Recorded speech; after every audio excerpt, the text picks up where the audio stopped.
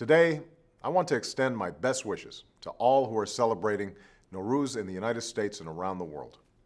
On this New Year's celebration, friends and family have a unique opportunity to reflect on the year gone by, to celebrate their time together, and to share in their hopes for the future. 1 year ago, I chose this occasion to speak directly to the people and leaders of the Islamic Republic of Iran, and to offer a new chapter of engagement on the basis of mutual interests and mutual respect.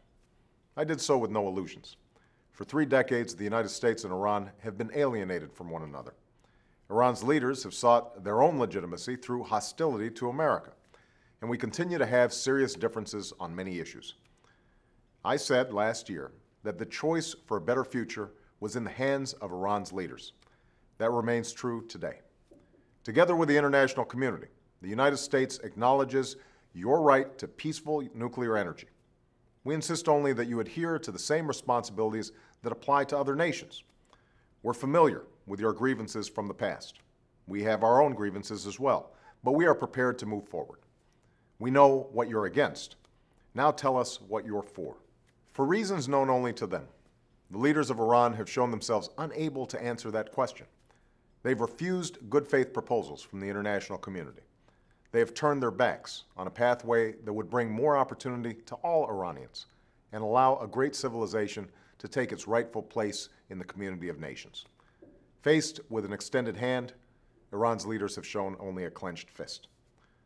Last June, the world watched with admiration as Iranians sought to exercise their universal right to be heard.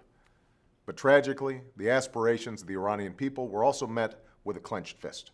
As people marching silently were beaten with batons, political prisoners were rounded up and abused, absurd and false accusations were leveled against the United States and the West, and people everywhere were horrified by the video of a young woman killed in the street.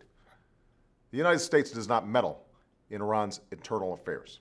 Our commitment, our responsibility, is to stand up for those rights that should be universal to all human beings. That includes the right to speak freely, to assemble without fear, the right to the equal administration of justice, and to express your views without facing retribution against you or your families. I want the Iranian people to know what my country stands for. The United States believes in the dignity of every human being and an international order that bends the arc of history in the direction of justice.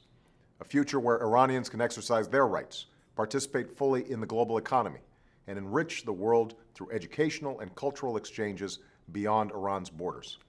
That is the future that we seek. That is what America is for. That is why, even as we continue to have differences with the Iranian government, we will sustain our commitment to a more hopeful future for the Iranian people. For instance, by increasing opportunities for educational exchanges so that Iranian students can come to our colleges and universities, and through our efforts to ensure that Iranians can have access to the software and internet technologies that will enable them to communicate with each other and with the world without fear of censorship.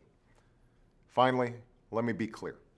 We are working with the international community to hold the Iranian government accountable because they refuse to live up to their international obligations.